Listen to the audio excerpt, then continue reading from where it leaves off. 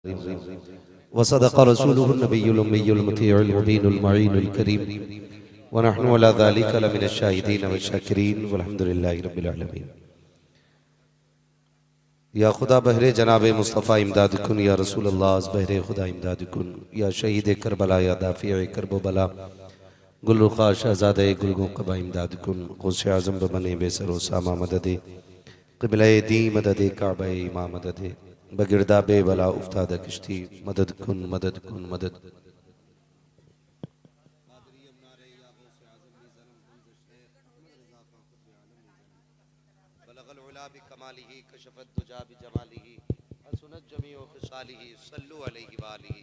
सारे लोग रसूल और आले रसूल की बारगाह में दुरूद व सलाम की डालियां निछावर कर लें। अल्लाहु रब्बुल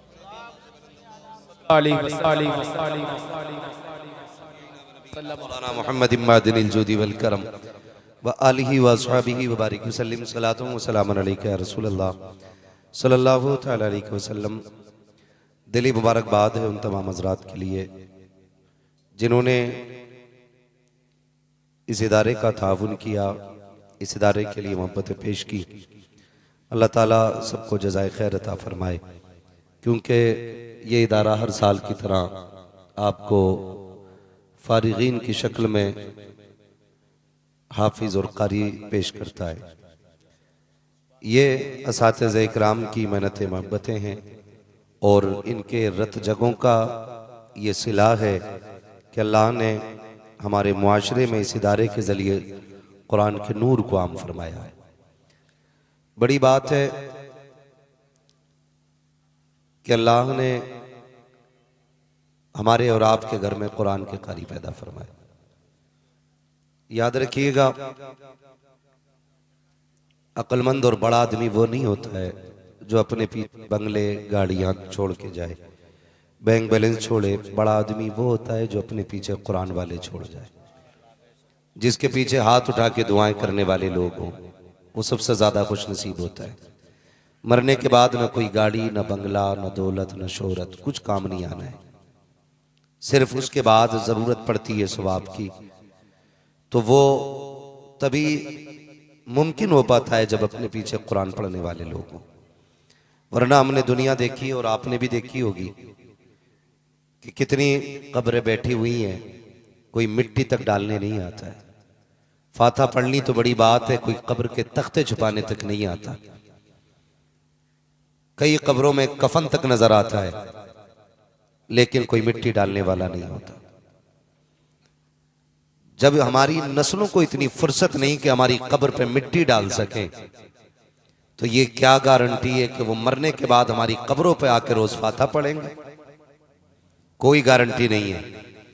अलबत्ता जिन्होंने अपने बेटों को कुरान का कारी बनाया, आलिम दीन बनाया, उनके लिए इतनी सहूलत रहती है कि कोई उनकी कब्र पे जाए ना जाए, जहां उनका बेटा, पोता, परपोता बैठ के कुरान पढ़ेगा या पढ़ाएगा, अल्लाह उसका सवाब उनकी कब्रों में पहुंचाता रहेगा। अब एक चीज जो ना पढ़ सके और ना औलाद को पढ़ा सके, उनके लिए एक तीसरा मौका है कि वो पढ़ने वालों से मोहब्बत करें। ये लास्ट चांस है कि वो पढ़ने वालों से प्यार करें। अगर आप पढ़ने वालों से प्यार करेंगे तो अल्लाह इनकी मोहब्बत का सिला आपको अता फरमाएगा। अल्लाह तौफीक दे तो कभी पढ़ने वालों को खाना खिलाया करें, कभी पानी पिलाया करें। ये एक वक्त की रोटी शायद काम आ जाए, एक गिलास पानी शायद बख्शिश का जरिया बन जाए। आज तो हमारी नजर में ये मुखिया का बेटा है, प्रधान का बेटा, नत्थू का बेटा है, कारी अब्दुल मुत्तलिब का बेटा है, फलां का बेटा है। भले हम आज ना कोई इज्जत नहीं देते, मरने के बाद इज्जतों का पता चलेगा।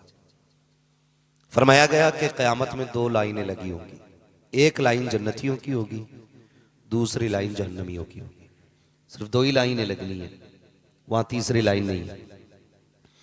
एक लाइन जन्नतियों की, दूसरी जहन्नमियों की। अगर ऐसा हुआ, आपने अगर किसी कुरान वाले पे कोई एहसान किया है और आप जहन्नमियों की लाइन में लगे और वो कुरान वाला जन्नतियों की लाइन में लगे, बुजुर्ग फरमाया करते हैं ये कुरान पढ़ने वाले जन्नत के परिंदे होते हैं, ये जन्नत के परिंदे होते हैं। और फरमाया ये गया है कि जब ये चलते हैं तो फरिश्ते इनके पैरों में पर बिछाया करते हैं। इतनी इज्जतें किसे मिलती हैं शाहिद? किसे इतना वकार मिला? किसे इतनी इज्जत मिली? ये इज्जतें अल्लाह कुरान वालों को अता फरमाता है। तो ये अगर उस लाइन में खड़े हुए ना जो जन्नतियों की लाइन है, बंदे की निगाह पड़ जाएगी। उस वक्त तो एक एक तिनके का सहारा तलाश करेगा ना आदमी, एक एक तिनके का। तो वो ढूंढेगा कोई सहारा सहारा, फिर नजर पड़ेगी किसी कुरान वाले पे, इशारा करके कहेगा याद है एक दिन मैंने दावत खिलाई थी, याद है ना एक दिन मैंने खाना खिलाया था? कहेगा हाँ याद तो है। फिर आज उस खाने का सिला चाहिए, बदला चाहिए। पूछेगा क्या चाहिए? कहा आज फंसे हैं, जन्नत की तरफ ले चलो। जब लाइन रुक जाएगी ना, अल्लाह फरमाएगा फरिश्तों पूछो ये जन्नत की लाइन रुक क्यों गई है? हालांकि वो जानता है। वो फरमाएगा ये रुके क्यों? फरिश्ते पूछेंगे आगे क्यों नहीं जाता? भाई शहीद इसलिए शहीद हुआ कि जन्नत चाहिए। बंदा 5 लाख लगा के हज करने इसलिए गया कि जन्नत चाहिए, और तू जन्नत में नहीं जाता। वो कहेगा बात मेरी नहीं है, मुझे इसलिए जन्नत दी जा रही है कि मैं हाफिज बनाऊं। मगर मालिक ये वो लोग जहन्नम की लाइन में खड़े हैं कि जिनके जरिए मुझे मदद मिली थी। कहना क्या चाहता है? कहा मालिक ये जो खड़ा है ना, इसने खाना खिलाया था, आज ये बदला मांग रहा है। रब फरमाएगा आगे चलने का क्या लेगा? वो कहेगा मालिक बस इन्हें मेरे साथ भेज दे। रब फरमाएगा एक की बात नहीं है, तब तेरी मर्जी है, जिसे तू चाहे उसे हाथ पकड़ के जन्नत में ले जा। फिर वो जिसे चाहेगा उसे जन्नत में लेके जाएगा। मैंने ये बात अभी गालिबन कल या परसों बयान की थी। बाप था ना, हमारे यहाँ उसूल क्या है, अक्सर मदरसों में गरीब लोग पढ़ते पढ़ाते हैं। अमीरों को तो अय्याशी और दौलत के ऐश से फुर्सत ही नहीं मिलती। उनकी नजरों में तो ये ख्वाब काफी है कि 10,000 देके किसी भी पीर से नमाज जनाजा पढ़वा लेंगे। दौलत पे बड़ा घमंड रहता है। भाई दौलत कितनी भी हो ना, पढ़ा लिखा पीछे छोड़ जाना, पढ़ा लिखा पीछे छोड़ जाना, बड़े काम आएगा। सोच भी नहीं सकते आप। बूढ़ी औरत थी, एक शख्स बेटे को पढ़ाने लेके गया मदरसे में। आज तो अल्लाह का शुक्र है आप लोगों का ताउन रहता है, मोहब्बतें रहती हैं। कई बार बस्ती के लोग इतना खाना खिलाते हैं कि मदरसे को खिलाने की जरूरत ही नहीं पड़ती है। ये अलग अलग मोहब्बतें रहती हैं। वो बूढ़ी औरत थी ना, वो बंदा अपने बच्चे को लेके गया मदरसे में कि बच्चे का एडमिशन कराना है। तो मदरसे वालों ने कहा कि यहाँ खाने का इंतजाम नहीं है, खाने का इंतजाम नहीं है, ले जाइए। वो बाप कहने लगा मुझे बच्चे को कुरान पढ़ाना है। कहा खाना नहीं मिलेगा? बाप ने कहा खाना अगर ना भी मिले ना, का जो आपके मदरसे के बच्चे खाएं, जो फेंका जाए ना, वो मेरे बच्चे को दे दिया करे। उस झूठन से मेरा बच्चा गुजारा कर लेगा, लेकिन पढ़ाना है बच्चे को। इतनी लगन है कि बेटे को दीन देना है। उस्ताद ने कहा ठीक है तेरी मर्जी, लेकिन जब लगन सच्ची होती है ना तो फिर इंतजाम रब फरमा दिया करता है। इतने में एक बूढ़ी ना लाठी टेकते टेकते मदरसे आ गई। कहने लगी मौलाना कोई नहीं है, ना बेटा है, न शोहर है, न बेटी है, अकेली रहती हूं। ऐसा करे कुरान वाला बच्चा मुझे दे दे, ताकि मैं उसके साथ बैठ के ना एक वक्त का खाना खा लिया करूं। दिल होते हैं अपने अपने। का दे दे ना कोई बच्चा। देखा कि एक बच्चा जिसके खाने का इंतजाम नहीं।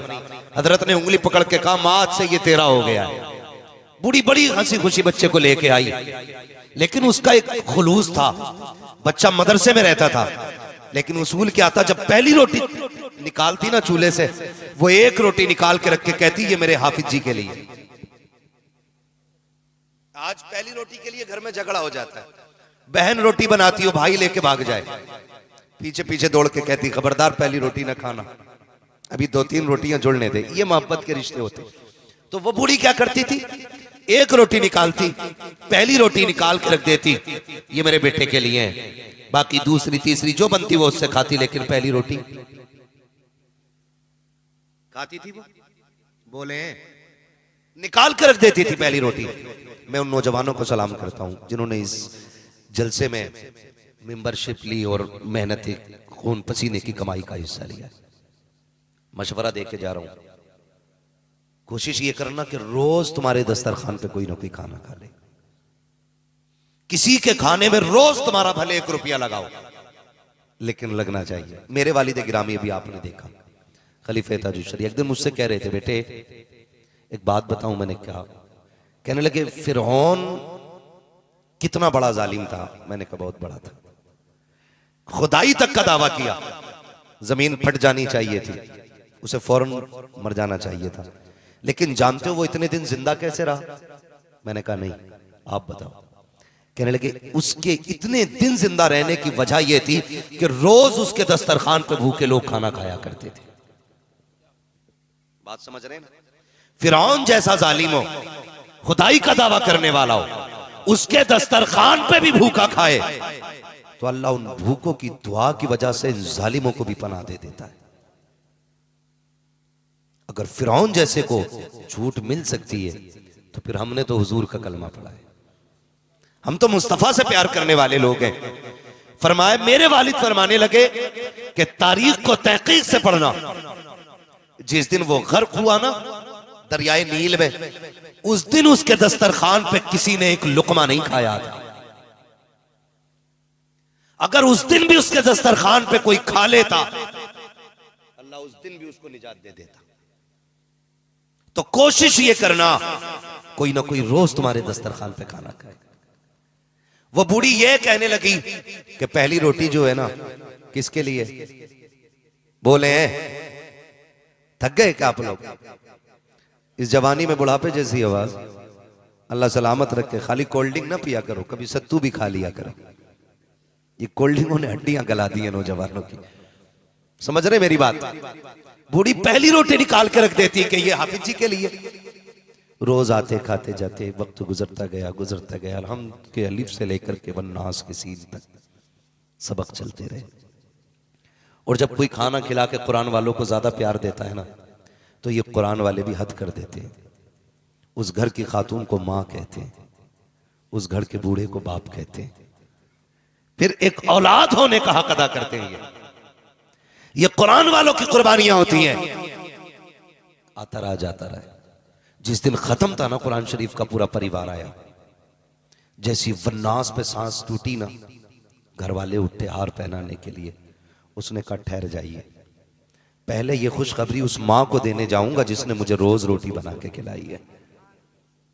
सबको छोड़ गया, दौड़ करके जब उस खातून के दरवाजे पे गया ना जिसने रोटी खिलाई थी, भीड़ लगी थी लोगों की। पूछा क्या हुआ? कहा आज सुबह इस खातून का इंतकाल हो गया। रोता हुआ वापस आने लगा। वापस आया मदरसे में, माँ बाप ने कहा क्या हुआ? कहा आज वो माँ चली गई जिसने खाना खिलाया था। गया क्यों था? कहा मैं उसे आज खुशखबरी सबसे पहले देना चाहता था कि माँ तेरी रोटियां रंग ले आई हैं, तेरा बेटा कुरान का हाफिज हो गया है। रोता हुआ वापस आया। लेकिन तारीख गवाह है, अगले दिन फिर जब बच्चा उसी दरवाजे पे गया ना, मोहल्ले में बातें हो रही थी। कोई कहता था मैंने इस खातून को जन्नत में देखा है, कोई कहता था मैंने देखा जन्नत में, कोई कहता था मैंने देखा। सबने पूछा देखा किस हाल में? कहा वो जन्नत में टहल रही थी। हमने कहा कैसे जन्नत मिल गई? उसने कहा एक बच्चे को रोटी खिलाने के बदले में अल्लाह ने जन्नत अता फरमा दी। ये खिदमत का सिला होता है कुरान वालों की, ये खिदमत का सिला होता है। ये तो उनकी अजमत है जो कुरान वालों को खाना खिलाते हैं। फिर जिनके बेटे हाफिज बने उनकी शान का आलम क्या होगा? आप दुआएं किया करो, अल्लाह हमारी नस्लों को कुरान वाला बनाए, हमारे खानदान में इल्म वाले पैदा फरमाए, हमारे खानदान के अंदर अल्लाह कुरान वाले पैदा फरमाए। एक लाश दिल्ली से लाने में ना, एक लाश दिल्ली से लाने में कई हजार का केमिकल लग जाता है, तब भी 3 दिन से ज्यादा लाश नहीं बचती है। ये कुरान का कमाल है। जब जनाजा उठ के जाता है ना, तो फिर मसला ये नहीं है नेकियां कितनी है, फिर मसला ये नहीं है अमल क्या है, फिर मसला ये नहीं है करता क्या रहा है। फिर हुक्म ये होता है जमीन खबरदार, ख्याल रखना मेरा कुरान वाला आ रहा है। खाल हड्डी तो बड़ी बात है, बाल तक ना छू लेना। जमीन कहती मालिक मुझे पता है इसके सीने में तेरा कुरान है, वादा करती हूं इसके कफन तक को मैला नहीं होने दूंगी। जैसा ले रही हूं वैसा ही कयामत में लौटा दिया जाएगा और जमाना देखेगा ये कुरान वाले जैसे जाएंगे वैसे ही उठाए जाएंगे। मैं लेकिन पढ़ने वालों से गुजारिश करूंगा, ये तो उनके लिए था जिन्होंने पढ़ाया, अब उनसे बात करूं जो पढ़े हैं। खबरदार याद रखना, मैं मिंबर से लेकर नीचे तक सारे लोगों की बात करूं। हजरत एक बाप अपना बच्चों को पढ़ाता है, लेकिन पूरी जिंदगी उसे कुरान सुनने की फुर्सत नहीं मिलती है। पूरी जिंदगी बाप को बेटे से पूरा कुरान सुनने की फुर्सत नहीं मिलती, क्योंकि महंगाई इतनी है, तंगदस्ती इतनी है कि पूरी जिंदगी एक खर्च के लिए बाप दौड़ता रहता है, एक परिवार चलाने के लिए बाप दौड़ता रहता है, इधर से उधर उधर से उधर। इतनी मोहलत उसे नहीं मिल सकी। जिस बेटे को फाके काट के हाफिज बनाया, एक दिन बैठ के उससे पूरा कुरान सुन लेता। अब हाफिजों की ड्यूटी है, जब बाप कब्रिस्तान चला जाए ना, तो जब लोग मिट्टी दे के लौट आए, तो बेटों की जिम्मेदारी बनती है बाप की कब्र पे बैठ जाएं और कहें, अब्बा पूरी जिंदगी तुझे जमीन पे कुरान सुनने की फुर्सत नहीं मिली, आज तू भी फुर्सत में है, हम भी फुर्सत में हैं। उतनी देर बैठे रहना जब तक पूरा कुरान अपने बाप को कब्र पे सुनाना। तो पूरा कुरान जब मुकम्मल हो जाए तब कब्र से उठ के आना। हमारा ईमान कहता है कुरान मुकम्मल बाद में होगा, बख्शिश की जमानत अल्लाह कब्र में पहले अता फरमा देगा। ये जिम्मेदारी है पढ़ने वालों की। और शागिर्दों से भी आखिरी बात है, जब तक जिंदा रहना उस्ताद की इज्जत करते रहना, उस्ताद की इज्जत करते रहना। जब तक उस्ताद की इज्जत करते रहेंगे अल्लाह आपको बड़ा बना देगा। जिस दिन आप बड़े बन गए उसी दिन आप समझ लेना छोटे होने शुरू हो जाएंगे। उस्ताद के आगे कभी बड़ा नहीं बनना है, हमेशा उस्ताद को बड़ा मानना है। उन माओं का शुक्रिया अदा करना जिन्होंने तुम्हें पढ़ाने के लिए खाना खिलाया, उन बहनों का शुक्रिया अदा करना जिन्होंने तुम्हारी खिदमत करके तुम्हें हाफिज बनाया, उस बाप का एहसान जिंदगी भर मानना जिन्होंने खुद मजदूरियां की हैं लेकिन बच्चों को दीन और कुरान दिया है। सारे बच्चों की जिम्मेदारी ये है। अब मैं आपसे ये गुजारिश करूंगा कि जो भी हजरात इस इदारे का ताउन करना चाहें अपने इस इदारे का ताउन करें, ताकि क़यामत के दिन 1000 रुपये माशाल्लाह हाफिज इनायत नबी साहब इन्होंने 1000 रुपये देने का वादा किया है। आप सुभान अल्लाह कह दें अगर पैसे नहीं दे रहे तो माशाल्लाह। अल्लाह ताला हाफिज साहब के इस नजराने को अपनी बारगाह में कबूल फरमाए। जिन लोगों को भी ताउन करना है कर लें, ताकि गारंटी कोई नहीं है। बड़े बड़े जमींदारों की औलाद डांस कर रही है अब्बा की दौलत पे, गारंटी नहीं है तुम्हारी दौलत पे भी कोई काम करे। माशाल्लाह 500 रुपये हमारे भाई हाफिज मोहम्मद आमिल माशाल्लाह ताउल गौस के रिलेशन में माशाल्लाह इन्होंने 500 रुपये इदारे के लिए पेश किए। अल्लाह रब्बुल इज्जत कबूल फरमाए। जो हजरात भी ताउन करना चाहें जल्दी कर लें, क्योंकि आज तकरीर का वक्त ही नहीं है। और ये हमारी और आपकी खुशनसीबी है कि हमारे बीच में सरकार वैस में साहब क़िबला तशरीफ लाए हैं, बहुत बड़ी बात है। आप हजरात से गुजारिश है जो हजरात भी ताउन करना चाहते हैं जल्द अज जल्द इदारे का ताउन करें, ताकि आपके खून पसीने की कमाई से मदरसे में